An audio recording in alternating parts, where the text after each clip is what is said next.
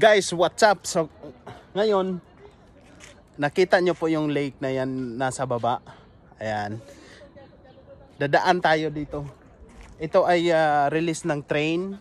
Ayan. Release ng train po yan. Daanan ng mga tao dito. Diyan sa gitna, makikita po natin yung lake dito sa Geneva na napakalinaw, sobra.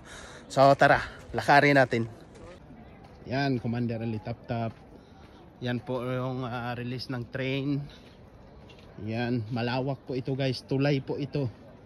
Na ginawan ito ng tulay na dahil po sa lake dito na sobrang linaw. So ayan, tingnan natin. Ayan, sa makita ninyo guys, yan po yung lake sa kabila. Tingnan natin sa kabila kasi nasa gilid lang tayo. Siya nga po pala guys, dito makikita po yung nag-abot yung lubog na tubig at saka malinaw. Kumbaga ay sa kabila na tubig ay sa France, andito sa kabila na may Geneva. So makikita nyo ang diferensya, no? So ayan, ipakita ko na po sa inyo. Ayan, ito ang galing sa France na tubig. So makikita nyo po guys na malaki ang kaibahan. Talagang lubog siya. Iwan natin kung bakit lubog siya. Iwan ko. Kung mapapansin nyo po, makita nyo po ang fountain, no? Ayun. Yan po ay Geneva. Ang Geneva naman ito, pero part na tayo sa mga bundok-bundok. So, ang daming tao. At yun naman ang sa Geneva Lake.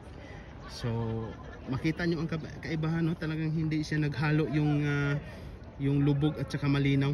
So lapitan natin. Ayan nga, mayroon kang nagbuting doon, no?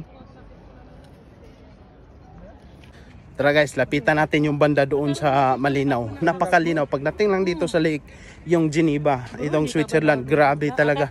Sobra talagang linaw. Wait ha, malapit na po tayo na tapat. Kunan muna natin ng video yung kabilaan. Wala po itong harang guys, ha. Ayan o. Ayan guys. Magtaka ka kung bakit sila hindi naghalo yung lubog at saka malinaw. Malawak yan guys, papunta yan doon. Sobrang lawak yan. Nakapunta na ako doon banda, pero doon lang, hindi dito. Pag kadalasan yung mga pumunta dito na mga turista, yan dadaan sila sa may ano na yan, oh, yung naturo ko. Yan. Pwede dyan magkuha ng mga picture ganon. Ayan, oh, may nagbuting. Napakalinaw, oh. Kung maikumpara mo dito sa kabila, iba. Malaking kaibahan. Yan po ay galing sa France na Agos na yan.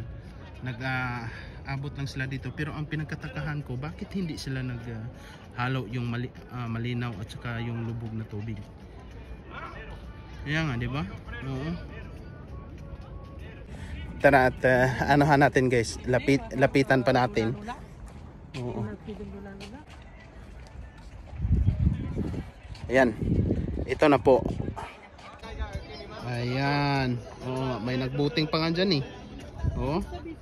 Sus, malawak yan guys. Papunta yan doon. Yung sa lake na nakita nyo po doon, yung fountain, tagos po yan papunta dito guys. Yan po guys, pansinin nyo po, i-focus ko lang. Pag ganito mga summer, maraming maligo. Pero ngayon, alas 9 na ng gabi. Siyempre pag alas 9 ng gabi, mayroon pa din maliwanag pa din dito. Kasi alas 10 ng gabi po, sa Tagalog samusalop ang adlaw. So guys, makita nyo naman, oh, ang diferensya, oh. Walang barikid yan, ha. Oo. Ba't kaya hindi maghalo sila? Diba? Nakakapagtaka talaga.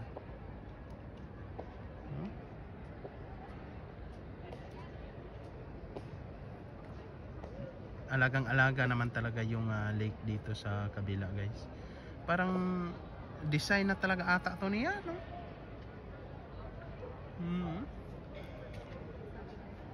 Ayan, oh, may nag-boat, oh. Hahabol ata siguro yan doon sa ano, sa nag-boat ng maraming tao. So napakaganda tingnan. So guys, yun na naman ang ating na-share, no, sa inyo. So Ito pong lake ay Geneva.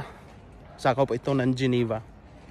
So, thank you sa mga nagsuporta riha, no? Daghan kayong salamat sa inyo sa kanunay ninyong paglantaw. Ug syempre, ug asa ko kuyog tang tanan. Bye. Hangtod sa sunod.